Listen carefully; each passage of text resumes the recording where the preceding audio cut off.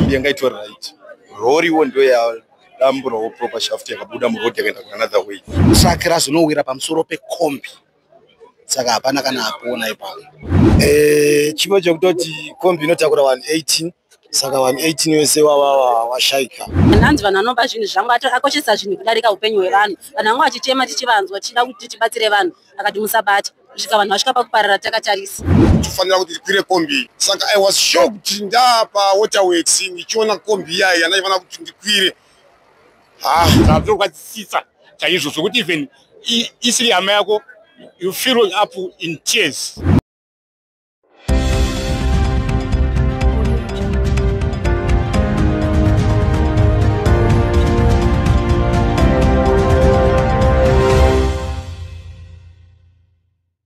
Yes, tiri kuswera mhuri yeZimbabwe. Nhasi tiri kunonzi kuChitungwiza just after bridge uko kwaitika tsaona yakachamadza yaparadza vanhu aparara zvinhu zvinorwadza hama. Saka the record behind me ndiyo ndofunga muri kungoona state yacho ine kombi kuti hapana kana abuda zvinhu zvinorwadza mhuri yeZimbabwe. Tinonzokurudzira madrivers edu kana tichifamba pamugwagwa ngatireducei maspeeds. Zvinhu zvinorwadza izvo iko zvino muri kunzi mabuda amai vane mwana ndo vakwanisa kunge vachibuda mukombi. Zvinhu zvinorwadza asi vamwe vanhu vese vapararira ipapo. Zvinhu zvinorwadza izvama. Mavatauri vari kutaura vachiti iwo kombi yaita yatsitsirirwa neGonyeti ramuri kuona on my far left raita kudzvanyirirwa pamusoro ndokubva yaita flat zvekuti hapana munhu akwanisa kubuda. Zvinhu zvinorwadza izvama. Tinenge tichitarisirawo kuti kana tichibva kumabasa kwatiri kubva toendawo kudzimba kwatinenge tichienda tinge tichifamba zvakanaka. Saka pari zvino regai tibvunze ma-eyewitnesses kuti vatipe umbowo uzere kuti chii chaitika. naMr Lazarus Chirwa avo vanga vachida kutokwira kombi yeita tsaona iyi but ameno chii chazongoitika vane mashoko avanoda kusheya nemimhuri yeZimbabwe. Mr Chirwa makati zvinhu tichiti nematambudziko kumhuri dzakasikirwa inini matambudziko tamaona rufu ari kungagadzirirwe netsaona haungaigadziriri asi chiri kunyanya kundibata chekuti mhuri yeZimbabwe ndangaita kuti ufanira kuti tikwire kombi. Mune shamwari yangu angati handikumba ndikati aiwa inini hanzi kuenda ndokwira mafestival ndiwo mota dzangu dzandokwira dzoita sei ndoma zvandinoda. Saka I was shocked ndapa waterworks ndichiona kombi iya yanaifana kuti ndikwire. Chandirwadza shamwari yangu ndo yandisiya nemhuri yayo. So ndinoti reZimbabwe ndiri kurwadziwa. So shamwari yenyu yenge itori nemhuri yayo mukombi imomo. Shamwari yanga ine mhuri yayo tazonzorwadza ndekuti ndakuvhunza namama nana kuti ko angaida kuenda kupoza kugara kunotoni angaida kunotorasa mwana wake boyfriend kwamakoni semunhu ataigara naye kuma-16 muna chiratidzo. Shamisika nokuti ko angaida kunotorasa birthing rini zvikanzi mangwana. Saka ndinongoti reni zvorora muri ugare mwari. Zvinorwadza. Saka kuri kuChitungwiza munogara which side of Chitungwiza? Ndogara kuSt Mary's ma-16. Ndokwenge kuchienda kombi? Ndokwanga kuchienda kombi. Ini ndotengesa pachigwanyika ndoti nemusika pachigwanyika. So zvinhu zvangu zvichiri mukombi mufestival imomo asi zvaburuka. Ndini munhu ari kubatikana zvakanyanya maringe netsaona yaitika muzuva ranhasi. Saka chikumbiro chenyu chingava chipi? Takatarisa madrivers nespeeding yavanoita parod chingava chipi? Apapa handingati handina driver ndinokwanisa kublame nekuti ichi chinhu ichi munhu anga achienda kutauni uye achibva kutauni handizika. So crankshaft hapana even control yemotikari chaiyo inotorusa handiti. So chinotochikwadza chekuti tatoona huruva isusu yatozorara pamusoro pekombi zvamumaziso medu. Zvinhu zvikundirwadza kuti ndikwanise kutsanangurira mhuri yeZimbabwe asi ndinoti kumadrivers because apa uyu mudzikisirwa achitsika control nezvinhu zvaitika pamateru dai ari pamakadzi aikwanisa kukondora motikari but zvaitika pamateru ende driver angakwanisa kuti ari wrong ndeupi but driver wekutauni angaibva kutauni wekombi aita sendimerisa anga right way yake achienda kwake uye anga achienda kwake. So itsaona ndeyekuti Gonyeti rairusa control nenyaya yecrankshaft ndiyo yadambuka ndobva raflya kuenda mudenga. Okay, saka raflya kuenda mudenga rabva raenda muway yemota dzichibva kutauni. Ndobva enda right wrong right of way yabva indopinda opposite way paunotsikira kombi handi mukona. So vanhu vekombi anga si wrong anga ri anga to right way yake driver anga right way yake chinhu chidambuka apa I crankshaft crankshaft ye truck official truck renga rakatoroda ani mukubaona saka control ye truck inenge yakutorusa nechini yechi I truck ye container anditika because container rakaloda anditika saka crankshaft ino control the screw ne steering yacho sapasaurari sa control so ndinoti kune muri Zimbabwe ine nhamu yatiwira muparasika muri dzakawandisa ine vana vadiki ndo chinhu chikundirwadza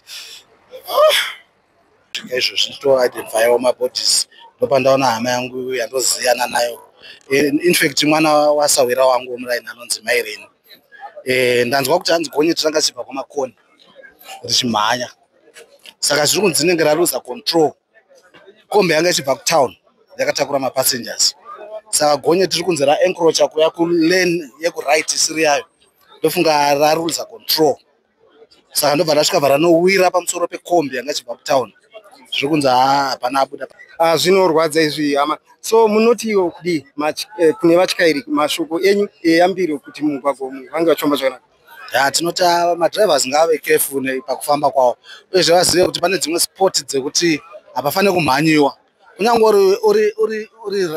uri muright of way haufaniri kumhanya nekuti zvinoitika kazhinji mumabridges hazvizikanwi nekuti nzira yashata inoyi nzira yedu yeSekerod inoyi takada kuona mwedzi unoyi chete taluza almost 15 vanhu pamwedzi 1 naSekerod nekuda kwemaaccidents saka zvichireva zvokuti Sekerod yatoo sort of a black spot yemaaccidents right zvakanyanyisa kunyanya kunana masocha panana masocha apa naSt Patrick's apa patopa blind spot pari kufa vanhu zvakanyanyisa ipapo panoda kuti petwe action so kurudziro yamungaita kuma-responsible authorities ingava ipi kuti ma-vehicles reduce speed when you are like in this Sekerod zvakafanana nepanana St Patrick's apa paitokwanisa kuti paiswe kana robot chairo paarea iyoyo kana kutoshanda mapurisa akawanda zvinani paita kacongestion but vanhu vasingafe sekufa kuri kuita vanhu this time vanhu vanyanya kufa murodhino yaSekerod pari zvino ndimire nakansela vekuSt Mary's vanonzi vaFoster Chabuka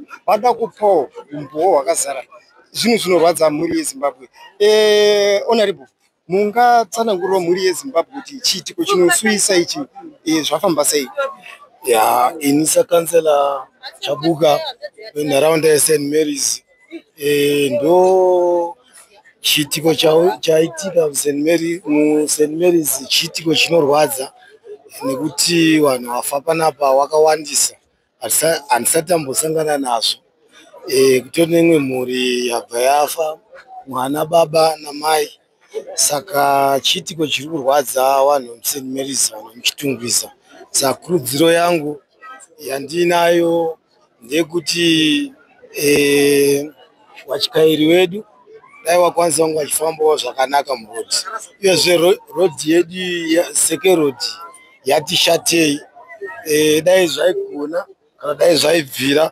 taitomboenda kwedu kuri kumusha taenda kunana mambo chaiko tichiona kuti tingabatsirikanawo sei kuita kana chiwanhu chaicho chekuti vanhu vakufa kunge pari kufa huku zvinorwadza chokwadi saka taona kuti anenge makombi 2 patsaona yaitika pafa vanhu vangani chipo chekutoti kombi inotakura vanhu 18 saka vanhu 18 vese washaika munhu ari kunzi abuda i1 abudawo ndiye andiri kungozivawo manzwiro andazviita kuti pane munhu 1 abuda kozoitawo mumwe anga ari kungofambawo vamwe vairi wasvikorohwa nerori bvavangoshaikira panzvimbo saka zvinhu zviri kutirwadza isusu vatungamiri venharaunda kuti tasangana nematambudziko akaita senge iyaya mhuri dzarasikirwa zvinorwadza chokwadi so chikumbiro chenyu toziva kuti muri padhuze nevanhu ma-MPs and the likes chikumbiro chenyu chamungada kuita kungava kuMP kuna MP wemuno muChitungwiza chingava chipi takatarisa Sekerod inoyi Sekerod ineyi zvinhu zvakawanda patiri panapa pabridge panapa ndatine shure yekuti dai takwanisa kuisa marobots papolisi apa kuitira kuti mota dzedu dzinoitawo dzichiita sei dzisaremba dzichinyanyomhanya Saka imwe kurudziro yangu yandinayo kuvatyairi vanofamba nedzimota, ngatisanyanya mhanyei, ngatizive kuti tinenge takatakura mhuri dzakasiyana siyana. Murume ashane mwana ndiwe muraini medu masahwira. Chitiko chiri kurwadza, chiri kusiririsa zvekuti kutaurawo semunhu angozvishingisawo semanditaura, but zviri kurwadza, zviri kutyisa. Tinombonzwa kuti makombi vanomhanya, but apa yanga isiri problem yemakombi.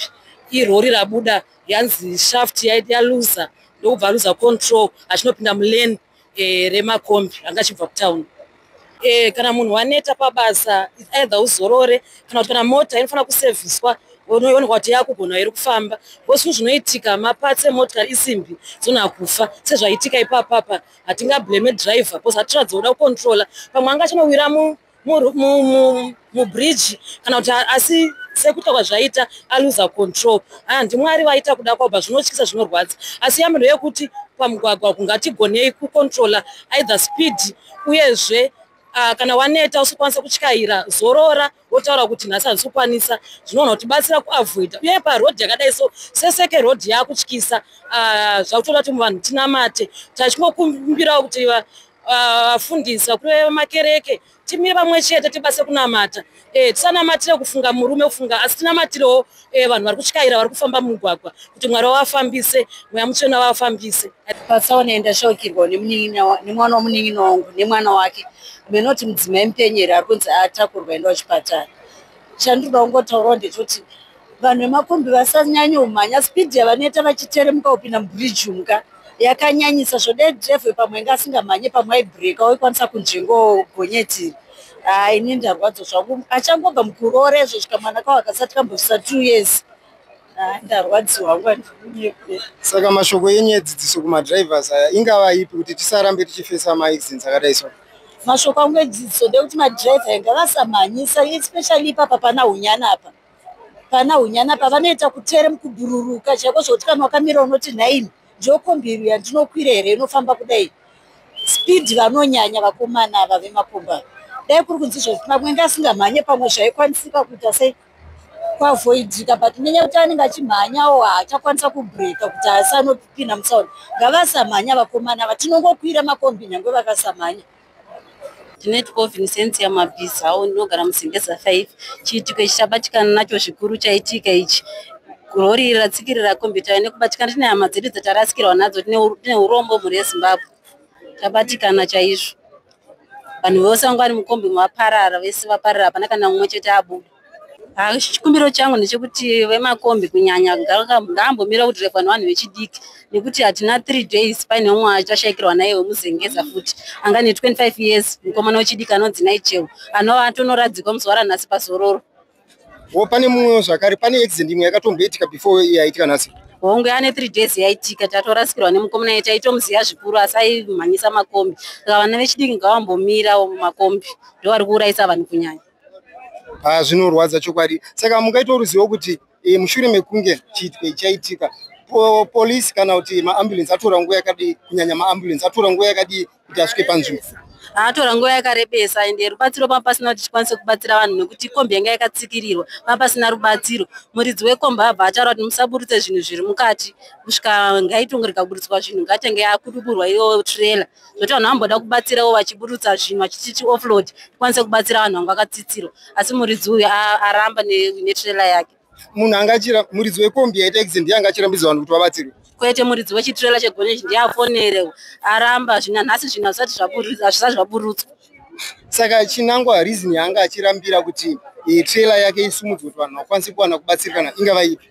Arambira ndanzi vanhu vanopa zvinhu zvangu akoshesa zvinhu kudarika upenyu hwevanhu. Vanhu vanga vachichema tichivanzwa tichida kuti tibatsire vanhu, akati musabata, kusvika vanhu vasvika pakuparara takatarisa. Saka vanhu takatarisa tinoziva kuti mob ine right yekutoti right vakati vakuita chakati, vanhu kuti hapana here ambosumudzawo musoro kuti iwe zvauri kutaura izvi ndezvekoko isu takutoita zvatinoita. Vanhu vatokwanisa kumboda kubata trailer vachida kubvisa zvinhu tiofload rikwanise kuti vabatsirike, asi iye aramba atisiyai svika atuma mota dzake dziri kavhara dzanonoka kusvika vanhu vese vanga vaparara. Saka munotiwo kune madrivers anokoshesa zvinhu zvakatakurwa asingakoshesi upenyu hwevanhu? panguva yacho tinotovaita masubspect ekuchekeresa. Ini ndoti hangu ndasvika zvaitika, asi chandiri kuona ngechekuti semataurwa zviri kuti hazi prop shaft yadonha ikasumudza gonyeti kubva kurara achienda kutauni robva raencroacha pane mota yekombi yanga ichienda kuchitungwiza. Ichokwadi zvaitika, but asi ndiri kuona kuti prop shaft ka haingasumudzi gonyeti kusvika yambuka road kuti kombi yachizoenda korowera ipo papa. Hazviitike izvozvo. It's either the driver wegonyeti ka anga achikotsira kana kuti apatika motikari yakuenda samwe ndobva avhunduka ndobva encroacha road.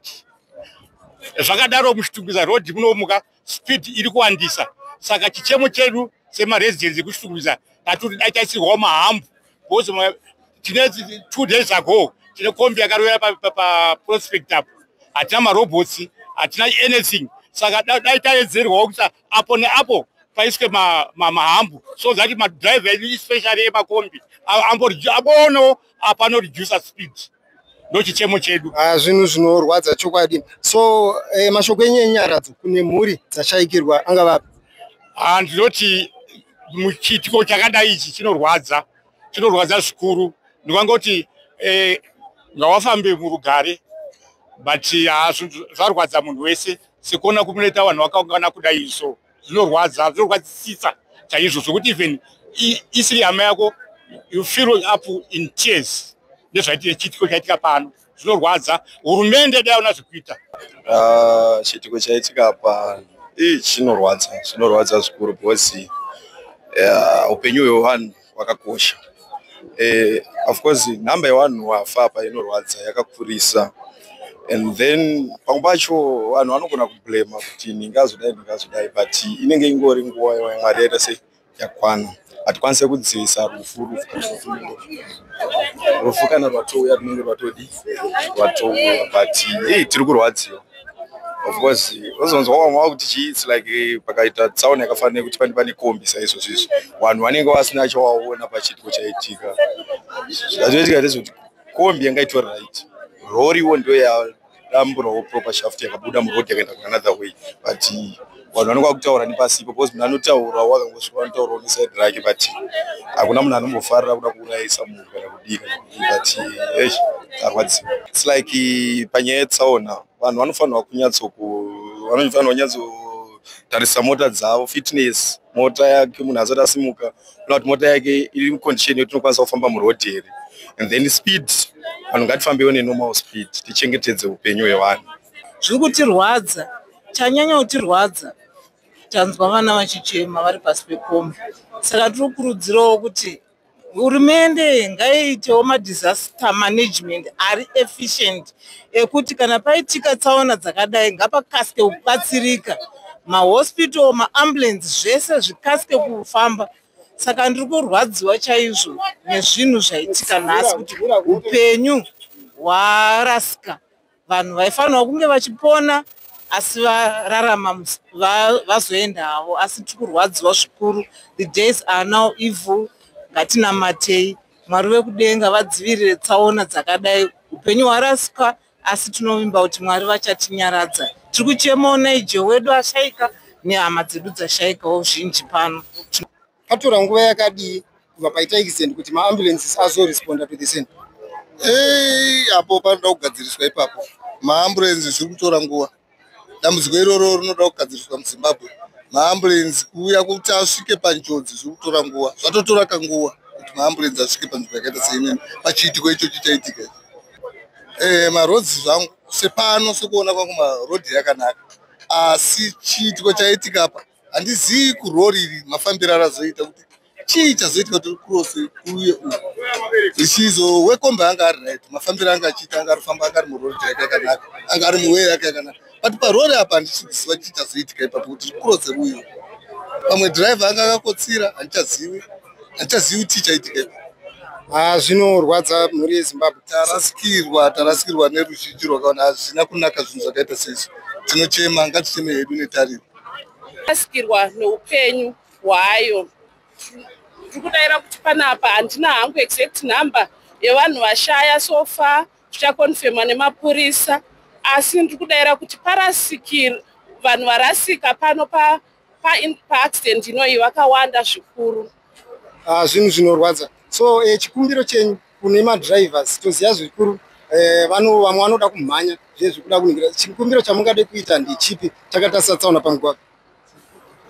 Ndinongokurudzirawo madrivers edu kuti angewo achiteedzerawo mutemo uyezve ngavarege kumhanya zvakanyanya pamigwagwa, vachengetedze upenyu hwevanhu. Onai upenyu hwevanhu hwarasika, upenyu haudzoki, munhu akatoparara atoparara.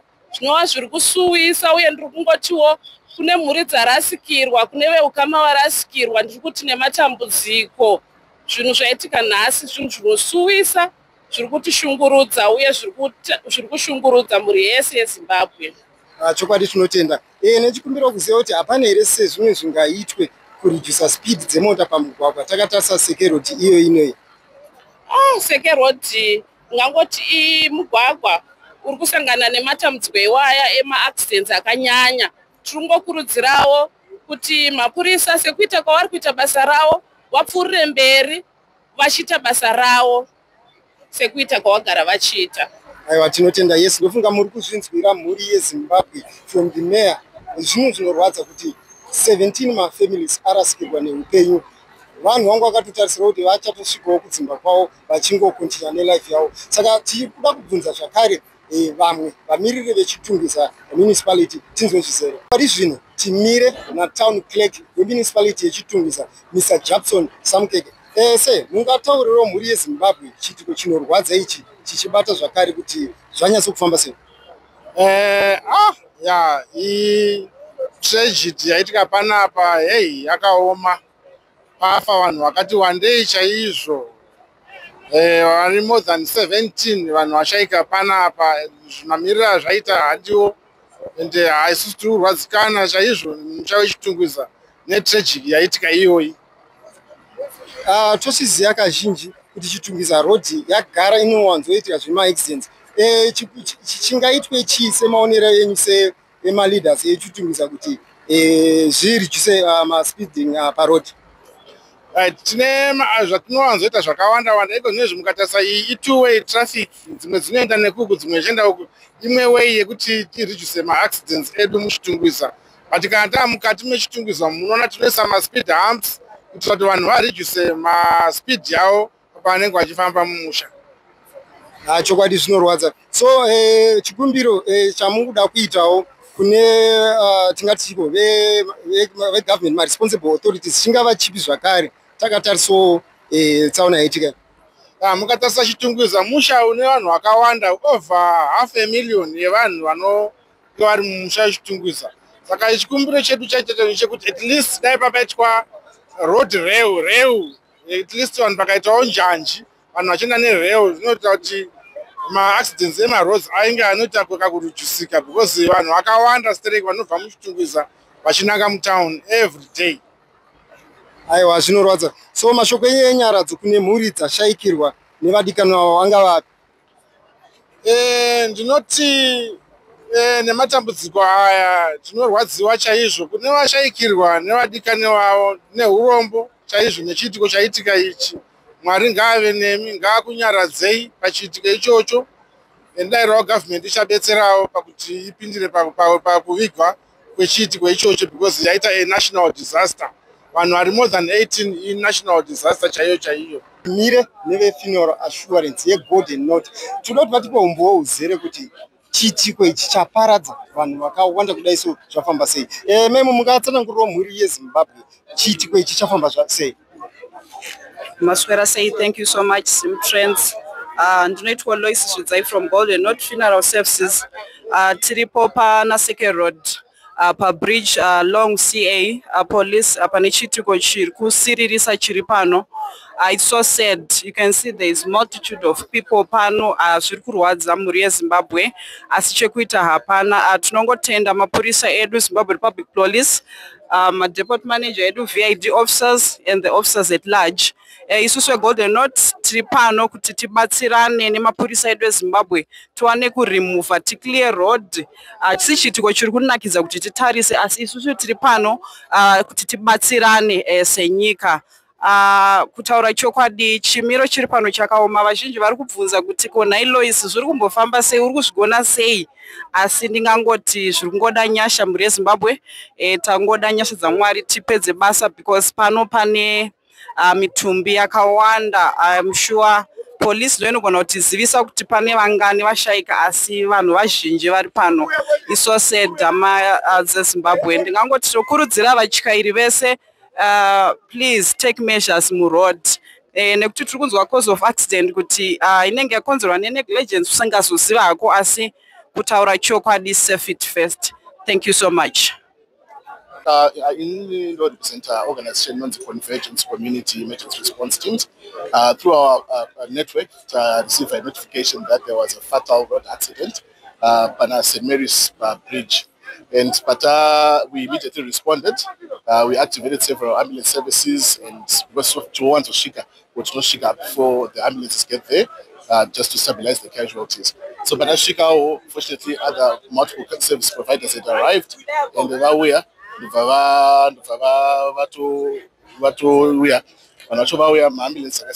then they assisted, and when they did assist, we were there to assist as well. But you know, it's quite sad that we've lost quite a significant number of lives because of this road accident. And like what we always see in these accidents, it's mainly to do with human error, it's mainly to do with speeding, and it's unfortunate that at this point lives have been lost. And we all encourage every Zimbabwean that road safety is everyone's responsibility. And I think we need to take this seriously, just to be considerate.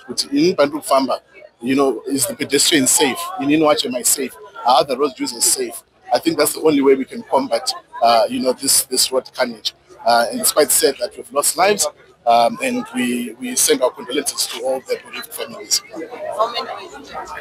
The injured were quite a lot. It was quite a significant number because the injured were quite significant, a significant number. We had multiple ambulance services that came through, to mention Discovery, City of Chitungwiza, City of Harare, all those came. Mars, Simas, and our sponsors were on scene as well. But yes, in terms of the ones we conveyed, there were quite a number of them, as well as very percent distance is quite a significant number. I'm sure in due process the relevant authorities will actually give out the actual figure of the one. So from the way the notification came to us, we were just informed that there was a truck which was controlled, and then it veered onto oncoming traffic, colliding with a muKombi, which was carrying passengers. And to give you the actual confirmation to what happened, obviously when we get calls, we get our activations from different, you know, citizens, concerned citizens will be passing to just to notify us that there's an accident. Yes. So yeah, that's pretty much what I can comment. Track ringe rakatakura mavhudzi ringe richibva kuChitungwiza, then the commuter minibus ringe richibva kutown, right, ringe riri right of way.